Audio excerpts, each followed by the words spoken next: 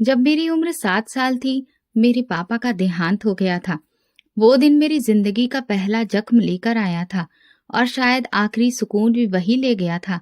पापा हमेशा कहा करते थे, मेरी बेटी एक दिन बहुत बड़ा नाम कमाएगी, लेकिन वक्त ने उनकी बातों को सच होने से पहले ही सब छीन लिया। पापा की मिट्टी जब घर आई तो मैं जमीन पर बैठ गई। माँ की आंखें लाल थी, मगर अंदर कुछ टूट चुका था। मैंने उन्हें पहली बार बेजान आंखों से दीवार को घूरते देखा। सब लोग आए, अफसोस किया, फिर चले गए। घर जैसे सन्नाटे का जंगल बन गया था। कोई जवाब नहीं आता था। पापा के बाद सब कुछ बदल गया। चाचा, जो हर वक्त हंसते थे, अब हमें देखकर नजरें चुरा लेते। चाची, जो कभी मेरे बालों में चोटी गूंथती थी, अब ऐसे मुंह मोड़ लेती जैसे हम अजनबी हों। माँ ने एक छोटी सी फैक्ट्री में पैकिंग का काम पकड़ लिया।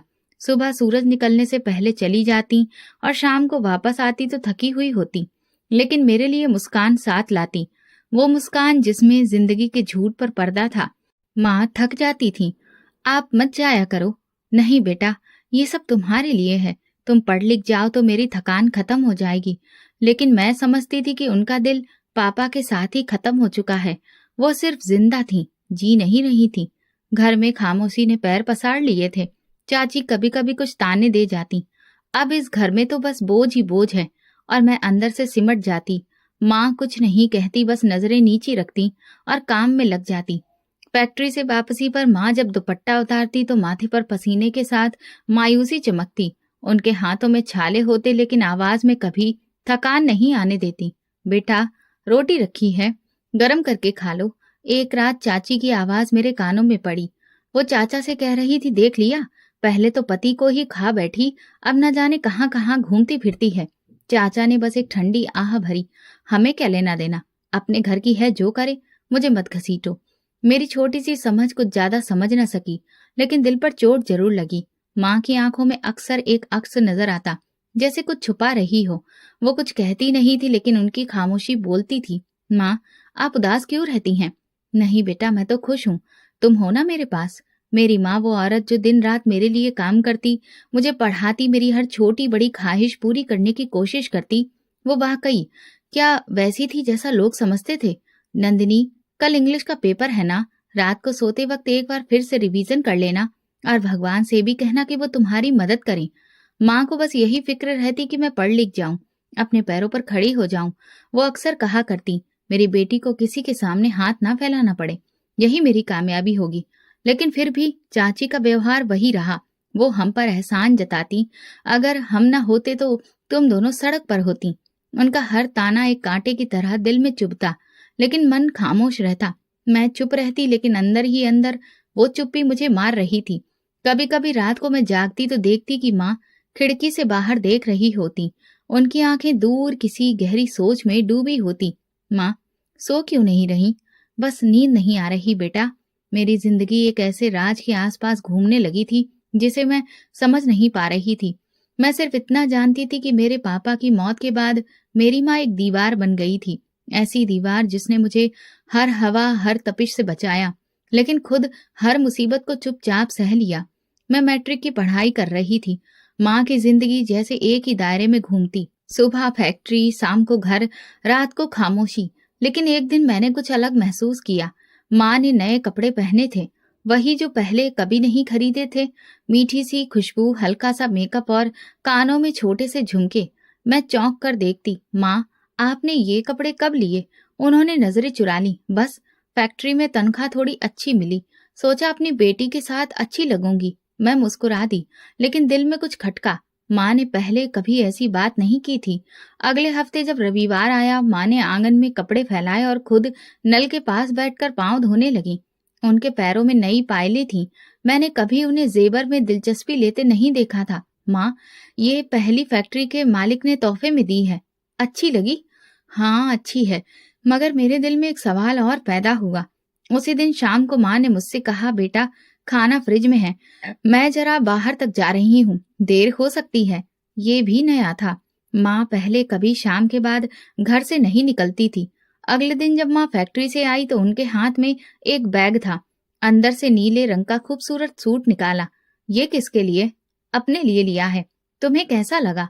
अच्छा है। माँ, हर दूसरे दिन कुछ नया ले आती थी, कभी सैंडल, कभी लिपस्टिक, कभी हैंडबैग। मैं चुप रही, लेकिन रोजाना का ये बदलाव मेरे मन में हलचल पैदा करने लगा। फिर एक दिन स्कूल से वापस आई तो माँ किसी औरत के साथ बैठी थी। वो औरत चमचमाती साड़ी पहने, रंगे हुए बाल, हाथों में भारी भरकम चूड़ियां। ये बड़ी मैडम है, नंदिनी, नमस्ते करो। माँ ने कभी किसी को इस नाम से नहीं बुलाया था। वो औरत मुझे देखकर बोली, यही है तुम्हारी बेटी? बहुत मासूम लगती है। मैं नमस्ते करके अंदर चली गई। दरवाजा बंद करते हुए मैंने सुना, काम की बात कर लेती हूँ। जैसा तय हुआ था, वक्त पर आ जाया करो। काम? कैसा काम? मेरी उलझन गहरी हो गई। एक और शाम माँ ने हाथ में मेहंदी लगा रखी थी। मैंने सवाल किया तो बोली, फैक्ट्री में शादी है किसी की, बस ऐसे ही लगा ली। उनके चेहरे पर एक अलग सी चमक थी। पहली बार मुझे महसूस हुआ कि वो खुद को देखने लगी हैं, जैसे कोई नई जिंदगी शुरू हो रही हो। एक दिन छुट्टी थी। माँ ने कहा, बेटा तुम जरा मोहल्ले से दही ले आओ, मैं नहा रही हूँ। जब मैं वापस आई तो माँ आईने के सामने खड़ी लिपस्टिक लगा रही थी। उनके बाल खुले थे, चेहरा मेकअप से चमक रहा था। माँ, कहाँ जा रही हैं आप? बस एक सहेली की बेटी का फंक्शन है। फंक्शन? मेरी माँ और फंक्शन? ऐसा पहले कभी नहीं हुआ था। फिर एक दिन फैक्ट्री की एक औरत हमारी गली से गुजरी। उसने मुझे देखा और बोली, माँ कैसी है? अब तो फैक्ट्री भी कम ही आती हैं। मैंने कहा, जी ठीक है, अच्छा लगता है। अब कोई और काम शुरू कर लिया होगा। फैक्ट्री का माहौल उन जैसा कहाँ। मैंने कुछ नहीं कहा, लेकिन अब मेरे दिमाग में हर चीज एक अलग ही रूप बनाने लगी थी। चाची ने भी एक दिन कह दिया, अब देख रही हूँ तुम्हारी माँ को तो हमसे बात करने की भी फुर्सत नहीं। जेवर, कपड़े, सब कुछ हो गया है। मैं अंदर ही अंदर परेशान हो गई। क्या माँ मुझसे कुछ छुपा रही है? वाकई उनकी जिंदगी में कोई नया मोड़ आ गया है। माँ की आदतों में धीरे धीरे वो सब बदलाव आ रहे थे जो पहले कभी नहीं देखे थे। महंगे टॉप, सिल्की कपड़े, खुशबू और कभी कभार देर से आना। एक दिन माँ ने कहा, नंदिनी तुम अब बड़ी हो गई हो, कुछ बातें बड़ी उम्र में ही समझ आती हैं, बस मुझ पर भरोसा रखो। मैंने कहा, माँ मैं भरोसा करती हूँ, बस डर लगता है आप कहीं खो न जाएं। उन्होंने मेरे माथे पर हाथ फेरा।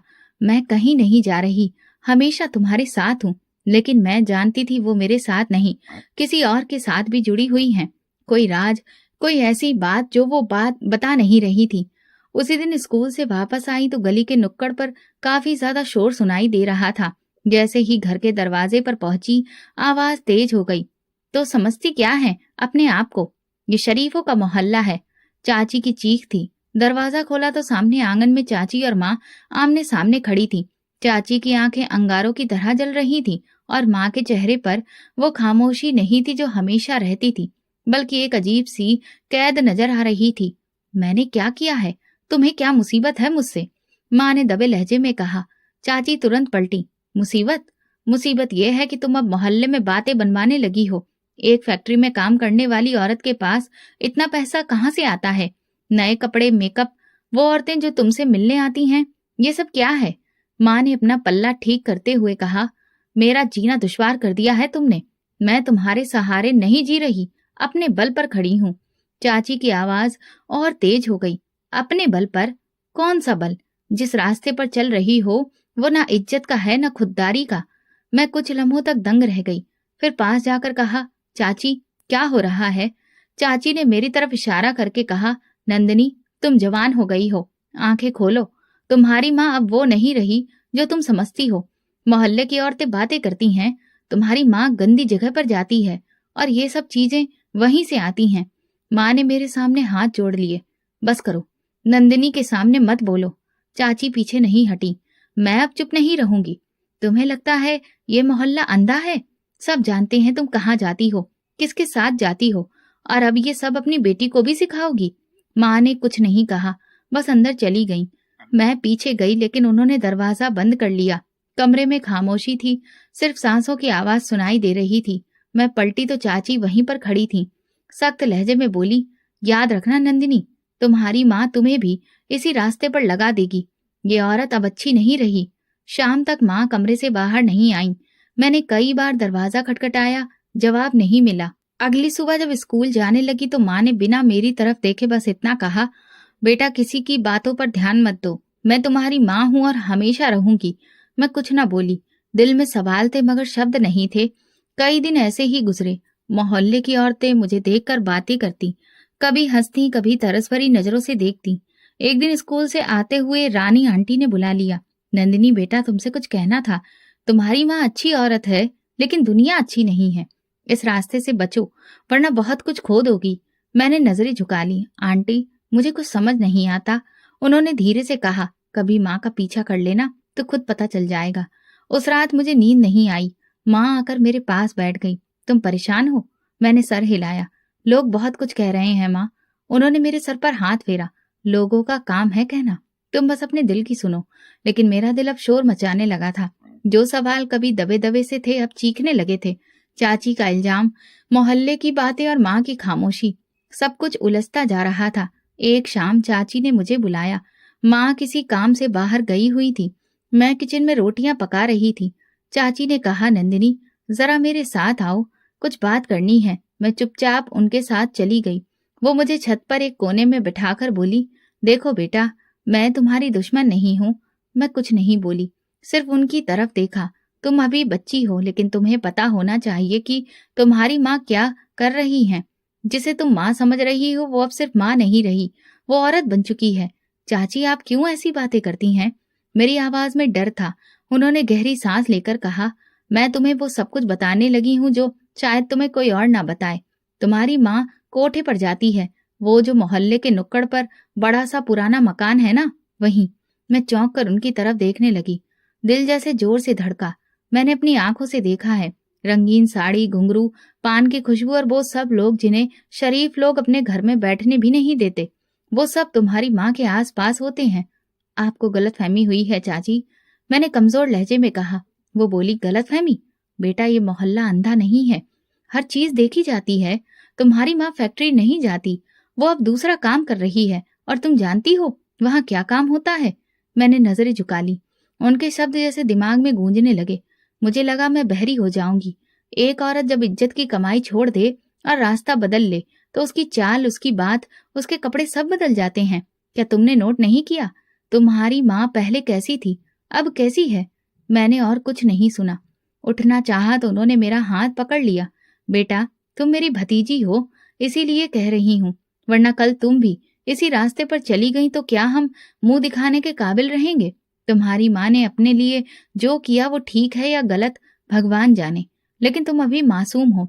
तुम्हें बचाना हमारी जिम्मेदारी है। मैं झटक कर नीचे उतर आई। दिल में तूफान उठ रहा था, आंखों से आंसू बह रहे थे, लेकिन मैंने माँ से कुछ नहीं कहा।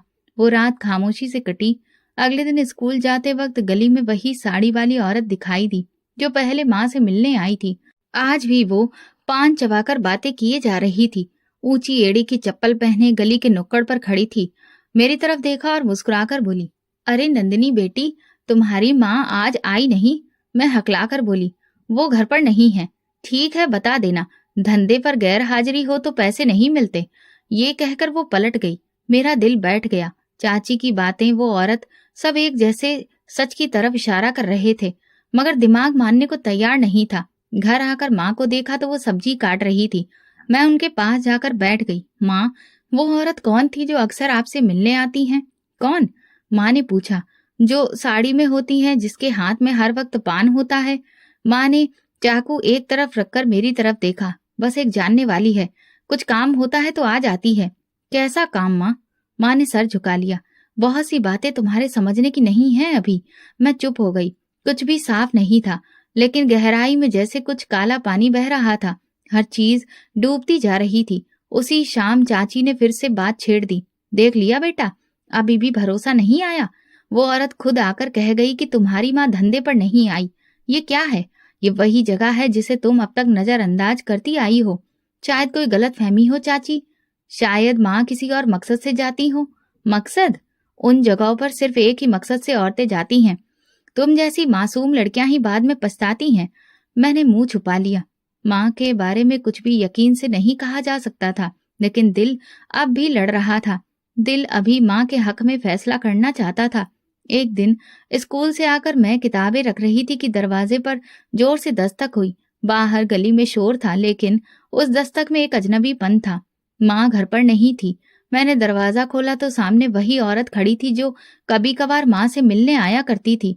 आज उसकी हालत औरतों से अलग थी। साड़ी गुलाबी रंग की, बाल बंधे हुए और पाँव में घुंघरू बंधे थे, जो चलते वक्त छन्न छन्न की आवाज दे रहे थे। हाथ में पान की डिब्बी थी, होंठ सुर्ख, बालों में गजरा लगाए। उसने मुझे ऊपर से नीचे तक देखा और फिर माथे पर बल डालकर बोली, तुम्हारी माँ कहाँ है? मैंने धीरे से कहा, वो घर पर नहीं है। वो औरत तंजिया हंसी। आज फिर गैर हाजिर? ये तो काम का तरीका नहीं। अगर काम वक्त पर नहीं हो तो मैं एक कौड़ी नहीं देती। मैं चुपचाप खड़ी रही। मेरे पास उनके सवाल का कोई जवाब नहीं था। वो बिना रुके बोलती गई, कह देना उससे, गुस्सा हाई हो गया है। आज के बाद छोटा मोटा काम तभी मिलेगा जब वक्त पर पहुंचेगी, और हाँ, जिस दिन नहीं आएगी उस दिन भी पैसे गए। मेरे दिल में कुछ हुआ। मैं दरवाजा बंद करने लगी तो उसने एक नजर और डाली। बेचारी बेटी, मासूम लगती है। भगवान करे माँ के कदमों के निशान पर ना चले। दरवाजा बंद हुआ तो मैं देर तक सदमे में खड़ी रही। आंगन में धूप थी और मेरी आंखों के सामने धुंध सी छा गई थी। वो औरत, उसकी बातें, चाची की आवाजें सब एक साथ घूमने लगे। कुछ लम्हे के बाद मैं अंदर जाकर कुर्सी पर बैठ गई। किचन में सब्जी की खुशबू आ रही थी, जो माँ ने सुबह जल्दी में बनाई थी। मगर मेरा दिल ना तो खाने को चाह रहा था, ना किसी से बात करने को। शाम को माँ वापस आई। उनकी चाल में हल्की सी थकान थी, मगर चेहरे पर जैसे कुछ कहने से बच रही हो। नंदिनी, कुछ खाया? उन्होंने पूछा। मैंने इनकार कर दिया। क्या हुआ, तबीयत ठीक है? माँ, एक औरत आई थी, शांताबाई। माँ के चेहरे पर जैसे कुछ पल के लिए जमाव आ गया हो। वो खुद को संभाल कर बोली, क्या कहा उसने? कहा आप धंधे पर नहीं आई, इसलिए वो एक कौड़ी नहीं देगी। माँ कुछ पल चुप रही, फिर धीरे से बोली, वो औरत वैसी ही है, बात करने का तरीका नहीं आता उसे, तुम दिल पर मत लो। मैंने उनकी आंखों में झांकने की कोशिश की, मगर वो नजरें चुराने लगी। माँ, आप कहाँ जाती हैं?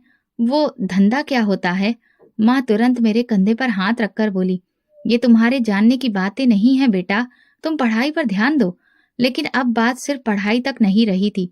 ये बात मेरी इज्जत, मेरे भरोसे और मेरे सवालों तक पहुंच चुकी थी। अगली सुबह माँ नाश्ता बना रही थी। मैं चुपचाप दरवाजे के पीछे खड़ी रही। वो फोन पर बात कर रही थी। हाँ, वक्त पर पहुंच जाऊंगी। नहीं, नंदिनी को भी कुछ नहीं पता। बस शांता को समझाओ, बच्ची के सामने वो बातें ना करे। मेरे पैरों तले से जमीन खिसक गई। दिल में जो थोड़ी बहुत जगह माँ के लिए बची थी वो भी हिलने लगी। उस दिन मैंने चाची से कुछ नहीं सुना, लेकिन उनके तेवर जैसे जीत की खुशी में बदले हुए थे। वो मुझे देखकर बोली, अब तो खुद भी सुन लिया होगा, और कितना अंधी बनी रहोगी। मैं जवाब देने की कोशिश करने लगी कि चाची, शायद कोई और बात हो। बात? वो हंसने लगी। बात तो वही है जो हर कोठे बाली के आसपास घूमती है। अब तुम्हारी माँ भी वैसी ही है। दिन गुजरते जा रहे थे। माँ के व्यवहार में कुछ ज्यादा बदलाव नहीं था, लेकिन हर दिन कुछ न कुछ इशारा दे रहा था। कभी नए कपड़ों की थैली, कभी किसी अमीर औरत का फोन, कभी कुछ रकम जो फैक्ट्री की तनख्वाह से कहीं ज्यादा लगती। मैं उन्हें रात को खिड़की से बाहर देखती रहती। माँ कमरे में सोती रही और मेरे मन में सवालों की चिंगारी बढ़ती गई। जो कुछ शांताबाई ने कहा वो सिर्फ शब्द नहीं थे, वो मेरी दुनिया को चीर देने वाले तीर थे। और मैं खुद गहराइयों में डूब चुकी थी, जहां सच्चाई के साए भी धोखा लगने लगे थे। 2 दिन तक मैंने माँ से ज्यादा बात नहीं की, ना कुछ पूछा, ना उनकी तरफ ज्यादा देखा। मैं जानना तो सब कुछ चाहती थी, लेकिन डर भी लगता था कि अगर जो सच मैं सुनना नहीं चाहती वही निकल आया तो क्या होगा। लेकिन दिल में एक परत थी जो हर पल उखड़ रही थी। तीसरे दिन शाम को माँ ने मेरे लिए चूड़ियां खरीदी, नीले रंग की, वैसे ही जैसी बचपन में लाकर देती थी। तुम्हें पसंद आएंगी इसलिए ले आई। मैंने चूड़ियां हाथ में ली और कुछ देर अच्छी लगी, फिर उनकी तरफ देखा। कहाँ से लाई हो? बाजार से। बाजार तो सब कुछ बेच देता है, क्या आप भी खुद को बेच देती हैं? माँ का चेहरा एकदम सफेद पड़ गया। चूड़ियां उनके हाथ से गिर गईं। वो कुछ बोलना चाहती थी, लेकिन शब्द कहीं खो गए। माँ, आप कहाँ जाती हैं? वो औरत कौन है? आप धंधे पर जाती हैं? चाची कहती है आप कोठे पर जाती हैं। मैं खुद हर रोज कुछ ना कुछ देखती हूँ। आखिर सच क्या है? माँ सिर झुकाए खड़ी थी। खामोश क्यों है? जवाब क्यों नहीं देती? क्या सब कुछ सच है? माँ अभी भी चुप थी। मैंने वो चूड़ियां उनके कदमों में फेंक दी। मुझे नहीं चाहिए आपका पैसा, नहीं चाहिए आपकी खामोशी। यही गवाही दे रहा है कि सब कुछ सच है। माँ ने धीरे से कहा, नंदिनी, तुम नहीं समझोगी। आपने भी नहीं समझा है। अगर यही सब करना था तो मुझे बचपन में ही मार देती, गला घोट देती। ये इस मार से तो बेहतर होता जो मैं हर रोज सहती हूँ। माँ ने मेरी तरफ देखा, आंखों में कुछ कहने की इल्तिजा थी लेकिन वो बोली नहीं। बोलिए ना, क्या मैं ये सब झूठ सुन रही हूँ? क्या चाची झूठ बोल रही हैं? क्या वो औरत झूठ कहती है?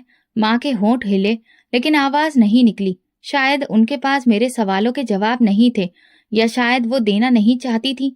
मैं भड़क गई। आप जैसी औरत को माँ कहना भी शर्म की बात है। माँ की आंखों से एक आंसू गिरा, लेकिन उन्होंने कुछ नहीं कहा। वो पलटकर कमरे में चली गईं और दरवाजा बंद कर लिया। रात गए तक वो बाहर नहीं आईं। मैं आंगन में चुप बैठी रही। हर पल गुजरता रहा, मेरे अंदर कुछ टूटता रहा। कई बार ख्याल आया कि अंदर जाकर माफी मांग लूं। शायद मैं हद से बढ़ गई, लेकिन फिर चाची की बातें, औरतों की आवाजें, हर दिन की बातें मुझे अपनी जगह रोक देती थी। सुबह दरवाजे की आहट से आंख खुली। माँ दरवाजा खोलकर चुपचाप बाहर निकल गई। मैंने आवाज नहीं दी, बस उनके कदमों की आवाज को दूर जाते सुना।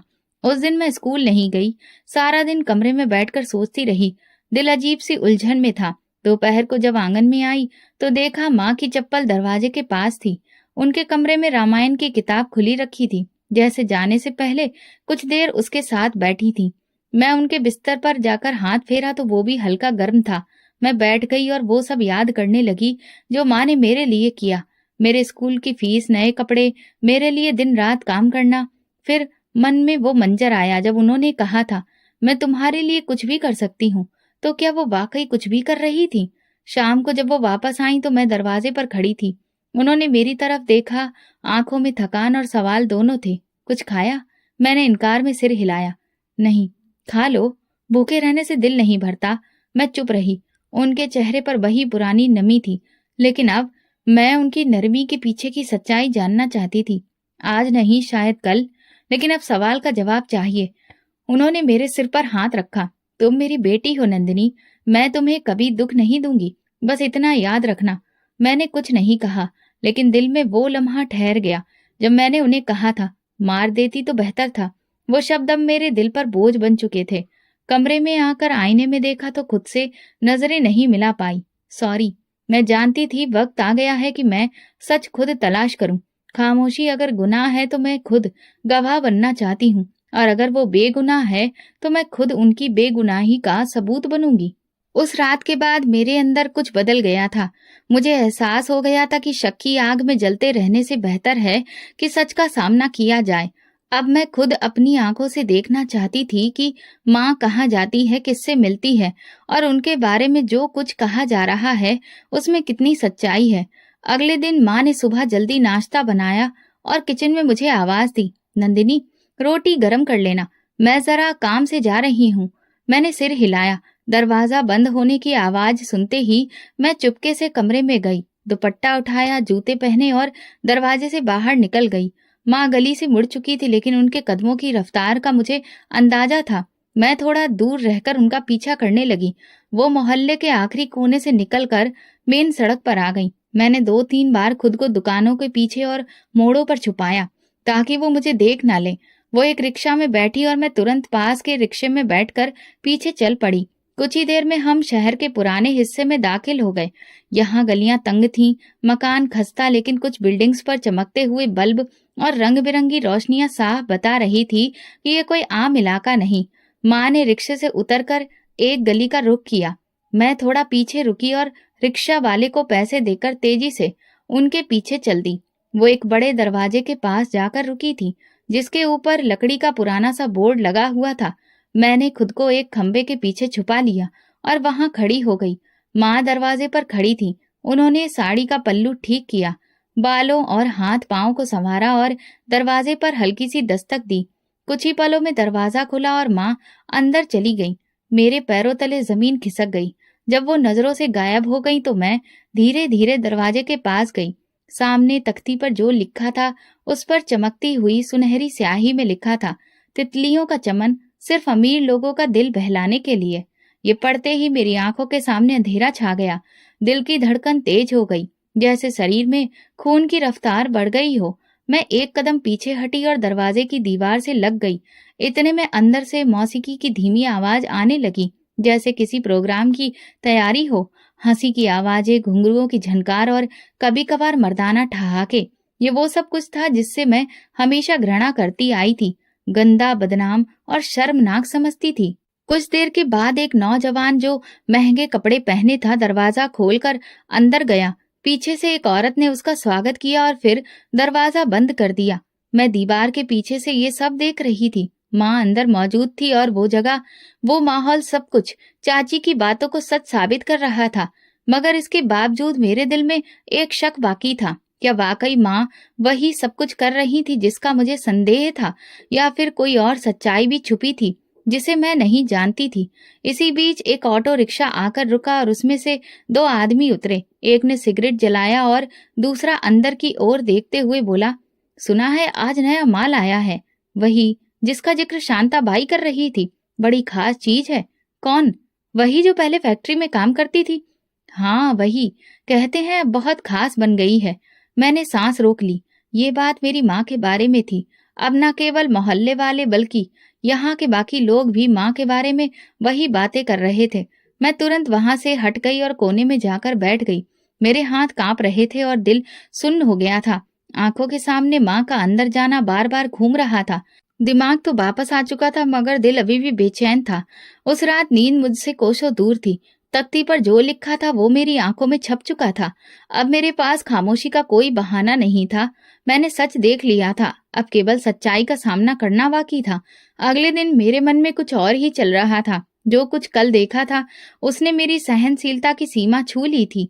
मगर एक हिस्सा अब भी कह रहा था, शायद अंदर कुछ और हो, शायद माँ मजबूरी में वहां गई हो, शायद कोई कारण हो। लेकिन अब ये तसल्ली मुझे संतोष नहीं दे पा रही थी।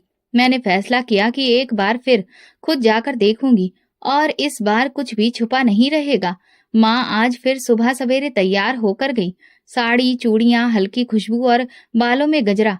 वो खुद को हर मुमकिन हद तक संवार चुकी थी। मैं काम से जा रही हूँ, देर हो सकती है, तुम खाना खुद गर्म कर लेना। ठीक है जी, मैंने जवाब दिया। उनके बाहर निकलते ही मैं तुरंत उनके पीछे चल पड़ी।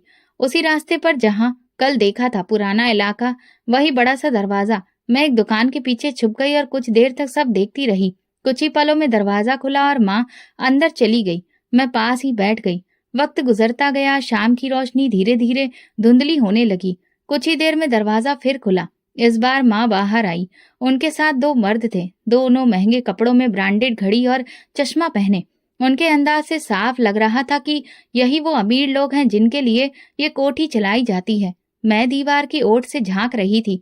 माँ उन दोनों से बातें कर रही थी जैसे कोई पुरानी जान पहचान हो। उनमें से एक ने हंसकर कुछ कहा तो माँ ने भी हल्के अंदाज में मुस्कुराकर जवाब दिया, बस कल वाली बातें काफी थी, अब आगे का बंदोबस्त तुम करो, फिक्र मत करो, सब हो जाएगा। तुम तो जानती हो हम तुम पर भरोसा करते हैं। भरोसा ही तो सब कुछ है, माँ ने कहा और हाथ के इशारे से कुछ समझाया। मैंने आंखें बंद कर ली। मेरी माँ दो मर्दों के साथ एक ऐसी जगह पर खड़ी थी जहाँ इज्जत की नहीं, कीमत की कद्र होती है। उनके होठों पर मुस्कान थी और अंदाज में ऐसा आत्मविश्वास था जैसे वो इस दुनिया का हिस्सा बन चुकी हों। मैं एक झटके से पलटी और वहां से तेजी से निकल गई। रास्ते में मेरे कदम कहाँ जा रहे थे मुझे कुछ भी होश नहीं था। दिल जैसे एक साथ सैकड़ों टुकड़ों में टूट गया हो। मैं हर लम्हा प्रार्थना करती रही, काश जो देखा वो सपना होता या कोई गलतफहमी। लेकिन सब कुछ इतना सच था कि अब झूठ की कोई गुंजाइश नहीं रही। घर पहुंची तो दरवाजा बंद किया और सीधे अपने कमरे में जाकर लेट गई। सब कुछ मन में चल रहा था। रात काफी हो चुकी थी। जब दरवाजा खुला और माँ वापस आई, उनके कदम हल्के थे, जैसे किसी ने बोझ उतार दिया हो। किचन से बर्तनों की आवाज आई, फिर उनकी आवाज सुनाई दी, नंदिनी खाना खा लिया? मैंने कोई जवाब नहीं दिया। फिर वो दरवाजे पर आई, नंदिनी खाना नहीं खाओगी? नहीं, मेरा दिल नहीं है। वो चुप हो गई। शायद मेरे लहजे में कुछ था जो वो समझ गई। फिर धीरे से वापस किचन में चली गई। अब मेरे दिल में एक उलझन पैदा हो गई थी। मैंने कभी नहीं सोचा था कि मुझे ये दिन देखना पड़ेगा जब मैं अपनी ही माँ को ऐसे हालात में देखूंगी। वो औरत जिसने मुझे ऊंचाइयों तक पहुंचाया अब मुझे किसी और ही रूप में नजर आ रही थी और उस रूप को समझना मेरे लिए मुमकिन नहीं था। अगले दिन मैं स्कूल नहीं गई। न मन था न हौसला। माँ की बातें, वो सब चीजें बार बार मन में घूम रही थी। सब कुछ जैसे मेरे भरोसे पर आखिरी चोट कर चुका था। माँ नाश्ता बना रही थी। कभी कभी बर्तनों की आवाज आती, लेकिन घर में एक अजीब सा सन्नाटा था। मैंने उनकी तरफ देखे बिना कहा, आज आपकी दी हुई किसी भी चीज से मैं कुछ नहीं खाऊंगी। वो चौंक गई। कुछ देर के लिए हाथ रोक दिए, फिर धीरे से बोली, नंदिनी, कुछ तो खा लो, भूखी मत रहो। मुझे आपकी कमाई की कोई चीज नहीं चाहिए, ना खाना, ना कपड़े, ना स्कूल की फीस, जिसे आपने न जाने कहाँ से लाया हो। माँ कुछ नहीं बोली, बस बर्तनों की आवाज दोबारा शुरू हो गई। मैं गुस्से में कुर्सी पीछे खिसकाकर खड़ी हो गई। आपको जो करना था कर लिया, अब मेरे लिए बस इतना करें कि मेरे करीब मत आइए। वो मेरी तरफ पलटी, आंखों में नमी थी मगर जुबान खामोश। मैं तुम्हारी माँ हूँ नंदिनी। माँ वो होती है जो अपनी औलाद को इज्जत दे, शर्मिंदगी नहीं। मुझे नहीं चाहिए ऐसी माँ जो दूसरों के कदमों में बैठी हो। वो एक कदम आगे बढ़ी, लेकिन मैं पीछे हट गई। बस अब मुझे आपसे कुछ नहीं सुनना। आपने मेरी जिंदगी बर्बाद कर दी है। माँ की आंखों में आंसू थे मगर उन्होंने चेहरा मोड़ लिया। शायद वो समझ गई थी कि अब कुछ कहना बेकार है। दोपहर को मैंने अपने कपड़े और किताबें एक थैले में रखी, चाची के कमरे के बाहर जाकर कहा, मैं आपके साथ रहना चाहती हूँ, अगर आप इजाजत दें। चाची ने हैरानी से देखा। क्यों? माँ से तुम्हारा कोई रिश्ता नहीं रहा? मैंने चुपचाप सिर हिला दिया। वो खामोशी से अंदर गई और फिर पलटकर बोली, ठीक है, मेरे कमरे में जगह है, लेकिन याद रखो, मैं तुम्हारी माँ नहीं हूँ। मैंने सहमति में सिर हिला दिया। शाम तक माँ ने कुछ नहीं पूछा, न रोका, ना ही पास आई। उन्होंने बस एक नजर डाली, जैसे सब कुछ जानती हो, और फिर कमरे में वापस चली गई। अगली सुबह मैंने स्कूल की यूनिफॉर्म खुद धोई, नाश्ता खुद बनाया। दरवाजे से निकलते वक्त एक बार भी पीछे मुड़कर नहीं देखा। चाची के साथ रहना आसान नहीं था, मगर अब मेरे पास कोई और रास्ता नहीं था। मोहल्ले में लोग अब भी बातें करते थे, लेकिन अब मैं नजरअंदाज करना सीख चुकी थी। माँ दिन भर खामोश रहती थी। उनकी आंखों में कैसी थकान रहने लगी थी जो पहले नहीं थी, मगर अब वो मेरे लिए अजनबी बन चुकी थी। जब कभी आंगन में सामना होता तो वो मुझे रोकने की कोशिश करती। बेटा, थोड़ा वक्त दो, सब समझ आ जाएगा। मुझे अब कुछ नहीं समझना। मैं अपनी माँ खो चुकी हूँ, और जो आप हैं उनसे मेरा कोई रिश्ता नहीं है। एक रात वो देर से घर लौटी थी। मैं आंगन में बैठी थी।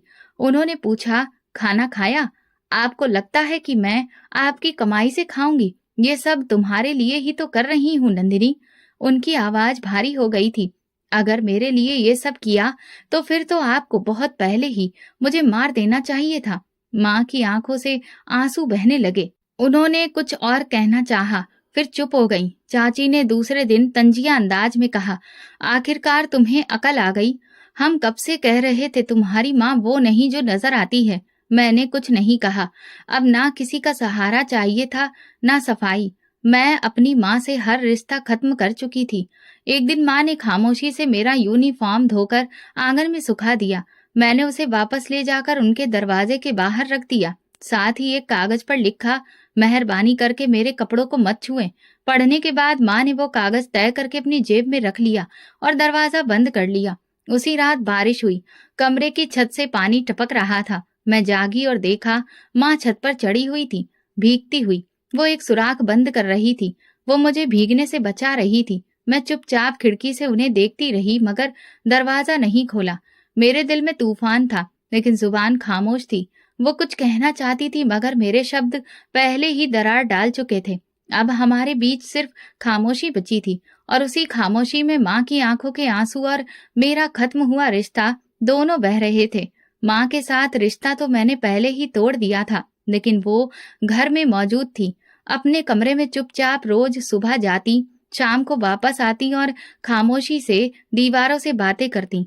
मैं आंगन से गुजरती तो उनकी झलक देखकर नजरें फेर लेती। वो भी शायद अब समझ गई थी कि मेरे दिल में उनके लिए कोई जगह बाकी नहीं रही। फिर एक दिन वो हमेशा की तरह सुबह जल्दी निकली, लेकिन रात तक वापस नहीं आई।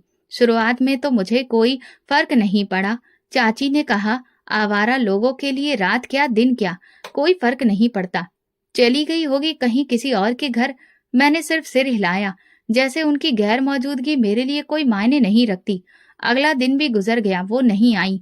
चाची ने एक बार फिर कहा, अगर 2 दिन में नहीं आई तो पुलिस में रिपोर्ट कर देनी चाहिए। मैंने जवाब दिया, जिसकी जिंदगी का पता नहीं हो उसकी गुमशुदगी का क्या पता चलेगा। तीसरा दिन आया, ना फोन, ना कोई संदेश। मोहल्ले की किसी औरत ने भी उन्हें कहीं नहीं देखा। चाची ने कुछ गली के लड़कों को भेजकर पता करवाया।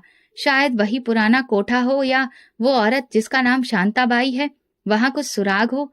चौथे दिन सुबह के वक्त दरवाजे पर दस्तक हुई। मैंने दरवाजा खोला तो सामने दो अजनबी खड़े थे। एक के हाथ में फाइल थी, दूसरे ने पुलिस का बैज पहना हुआ था। आपका नाम नंदिनी है? जी।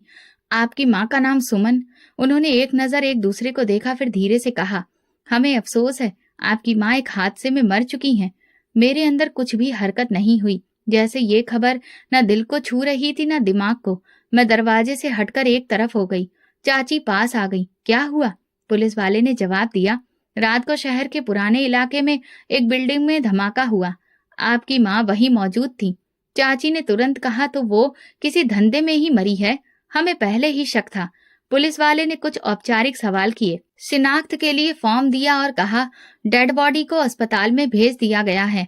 आप लोग पहचान कर लें ताकि अंतिम संस्कार का बंदोबस्त हो सके। मैं चुप हो गई। कुछ भी महसूस नहीं हुआ। चाची ने मेरा हाथ पकड़ा, चलो अब ये जिम्मेदारी भी पूरी करो। जो भी थी माँ थी तुम्हारी। अस्पताल के मुर्दाघर में सफेद चादर में लिपटी लाश रखी थी। एक पल को मुझे सांस रोकनी पड़ी। वही चेहरा, वही झुर्रियां, वही हाथ जिन्होंने बचपन में मेरा हाथ थामा था, अब बेजान थे।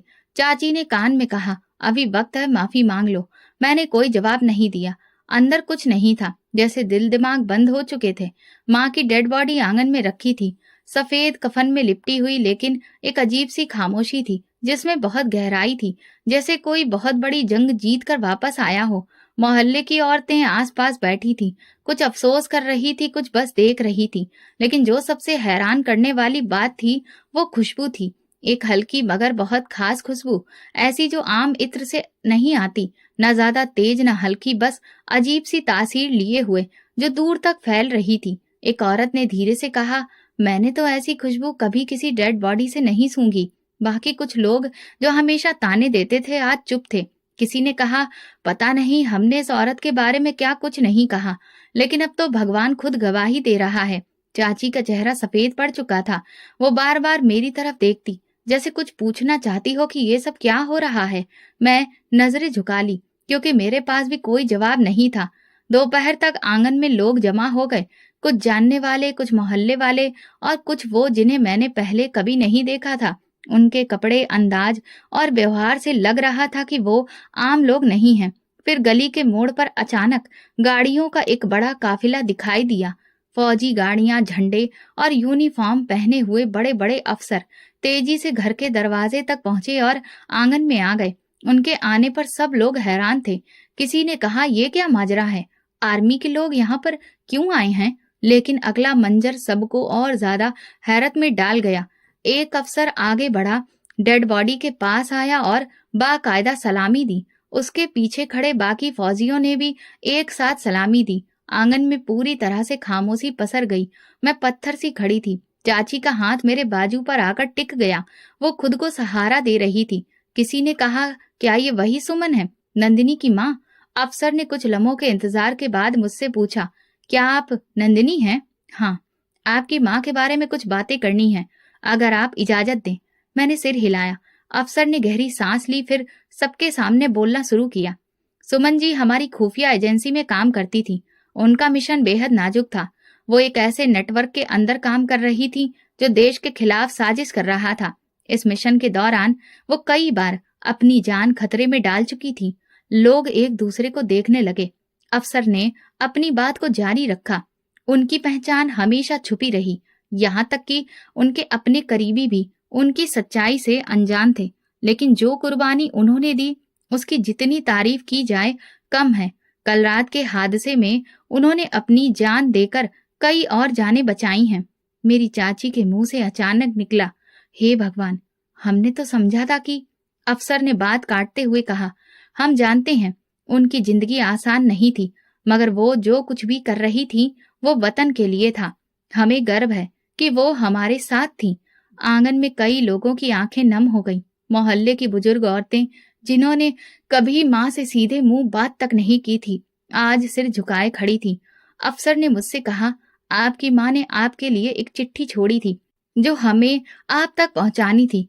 मैंने चिट्ठी को पकड़ा और मेरे हाथ कांप रहे थे। फौजी कुछ देर बाद खामोशी से वापस चले गए, लेकिन उनके जाने के बाद जो सुकून आंगन में छा गया वो पहले जैसा नहीं था। अब जैसे सबके मन में सवाल उठ रहे थे और जवाब में बदल रहे थे। मेरी चाची मेरे पास आई। नंदिनी, मुझे माफ कर दो, मैंने तुम्हारी माँ के बारे में बहुत कुछ कहा, बहुत कुछ सोचा, लेकिन सच तो कुछ और ही था। मैंने दिल से कहा, सच को समझने के लिए हमने जो कीमत दी है वो बहुत बड़ी है। शाम तक माँ की अंतिम विदाई की तैयारी पूरी हो गई। मोहल्ले की औरतों ने खुद सारा इंतजाम हाथों में ले लिया था। जो कभी माँ की बात करने से कतराती थीं, आज उन्हीं के लिए प्रार्थनाएं कर रही थीं। शमशान घाट पर जब माँ के लिए लकड़ियों को इकट्ठा किया जा रहा था तो पंडित जी ने कहा, भगवान जिन्हें शहीद होने का दर्जा देता है वे लोग वाकई में खास होते हैं। मैं भी उनकी चिता पर एक एक करके लकड़ियां रख रही थी। मन में वो सारे लम्हे घूम रहे थे जब मैंने अपनी माँ पर शक किया, उनसे नफरत की और उनकी खामोशी को गुनाह समझा। खुशबू अभी भी हवा में कायम थी और मैं समझ चुकी थी कि मेरी माँ ना सिर्फ एक बहुत ऊंचे दर्जे की औरत थी, बल्कि वे मुझसे बढ़कर अपने भगवान और वतन से वफादार थी।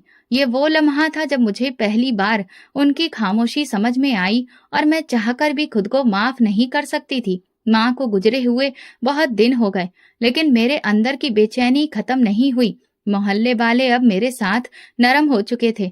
मेरी चाची अब कुछ नहीं कहती, बल्कि कई बार अफसोस से सिर झुकाकर सिर्फ इतना कहती, हमें सच जानने में देर हो गई। मैं रोज माँ की तस्वीर के सामने बैठती, लेकिन कुछ बोलती नहीं। माँ की खामोशी को मैंने झूठ, गुनाह और फरेब समझा। वो अब सब कुछ कुर्बानी बन चुका था, लेकिन अभी भी मेरे दिल में कई सवाल बाकी थे। एक दिन दोपहर बाद दरवाजे पर दस्तक हुई। दरवाजा खोला तो सामने वही औरत खड़ी थी जिसे मैं हमेशा साड़ी, गजरा और घुंघरू के साथ देखती थी, शांता बाई। वो अब साधारण कपड़ों में थी, चेहरे पर संजीदगी थी। मैं सुमन के बारे में बात करने आई हूँ, तुम्हें सब सच जानना चाहिए। मैं पीछे हटी और उन्हें अंदर आने दिया। वो काफी देर तक चुप रही, फिर बोली, तुम जिस माँ को बदनाम समझती थी वो तुम्हारे साथ भी और खुद अपने साथ भी सच्चाई को निभाती रही। सुमन ने जो किया वो सब देश के लिए किया। वो मेरे कोठने पर नाचने या बेचने नहीं आती थी, वो आई थी राज इकट्ठा करने, उन मर्दों से जो बहुत अमीर थे लेकिन असली में देश के दुश्मन थे। मेरा दिल जोर जोर से धड़कने लगा। क्या मतलब? मेरी माँ क्या एजेंसी में काम करती थी? हाँ, उन्होंने कहा। उसने खुफिया अधिकारी के कहने पर एक आम औरत का रूप धारण किया। फैक्ट्री, गरीबी, मोहल्ले की नजरों में बेइज्जती, सब कुछ सिर्फ कुर्बानी थी। वो कोठे पर जाती थी ताकि दुश्मनों के प्लान के बारे में सुन सके, उनसे बात निकलवा सके। तुम समझती थी वो खुद को बेचने जाती है, लेकिन वो सब कुछ अपने देश को सुरक्षित रखने के लिए करती थी। मेरी आंखों से आंसू बहने लगे। जो पैसे वो तुम्हें देती थी वो गवर्नमेंट की तरफ से मिलते थे। हर महीने वो जो सेवा दे रही थी उसका ही सिला उसे दिया जाता था। लेकिन वे सब मर्द जिन्हें तुमने देखा वे सब निशाने पर थे। तुम्हारी माँ ने कई बड़े नामों के राज अफसरों तक पहुंचाए। उनकी बदौलत ही देश के लिए किए जाने वाले कई नुकसानदेह मिशन नाकाम हो गए, और वो आखिरी मिशन जिसमें वो जान से गई वो भी उसकी ड्यूटी का ही हिस्सा था। मैंने नजरें झुका ली और मैंने क्या किया? मैं उनकी बेटी थी। वो मुझे हर चीज से दूर रखना चाहती थी ताकि मैं सुरक्षित रहूं। वो भगवान में विश्वास करने वाली एक औरत थी। मैं टूट चुकी थी। अब मेरे पास कोई सवाल नहीं था, सिर्फ पछतावा था। मैंने उनसे नफरत की, इल्जाम लगाए, रिश्ता तोड़ा, और इसके बावजूद वो मुझसे मोहब्बत करती रही। तुम उसकी आखिरी फिक्र थी, शांताबाई बोली। कुछ देर बाद वे उठी और जाने लगी। फिर दरवाजे के पास रुककर बोली, तुम्हें अगर माफी मांगनी हो तो मांग लेना, वो तुम्हारे आस पास ही है, अभी भी तुम्हें देख रही है। मैंने सिर हिलाया। मैं एक बार फिर अपनी माँ की तस्वीर लेकर बैठ गई थी। मुझे माफ कर दो माँ, मैं तो आपको पहचान ही नहीं सकी। मैंने वो सब कुछ कहा जो एक बेटी को नहीं कहना चाहिए। मैं फूट फूट कर रो रही थी। आपको जो करना था आपने किया, और जो मुझे करना था मैंने नहीं किया। मैं बस सिर्फ सुनती रही। मैंने बस सिर्फ सुना, परखा नहीं माँ। मैं आपकी शहादत पर गर्व करती हूँ, लेकिन अपनी सोच पर मैं शर्मिंदा हूँ। अब मैं हर दिन माँ की तस्वीर को सीने से लगाकर रहती हूँ। उनकी तस्वीर को मैंने मंदिर में रखा है। भगवान के साथ साथ मैं उनकी भी पूजा करती हूँ, फूल लाती हूँ और दिल में बातें करती हूँ। हर बार बस एक ही आवाज आती है मन में, अब जान चुकी हूँ, आप जैसी थी वैसी कोई नहीं थी। इस कहानी से हमें ये सबक मिलता है कि किसी के बारे में फैसला करने से पहले उसका सच जानना जरूरी है। जो हमें दिखता है, हमेशा सच्चाई वही नहीं होती, और खामोशी में भी कुर्बानी छुपी हो सकती है। तो दोस्तों, अगर आपको हमारी कहानी पसंद आई हो तो कमेंट करके जरूर बताएं। वीडियो को लाइक करें और ज्यादा से ज्यादा शेयर करें। अगर आप चैनल पर नए हैं तो सब्सक्राइब जरूर करें और नोटिफिकेशन बेल दबाएं ताकि अगली अपडेट सबसे पहले आपको मिले। धन्यवाद।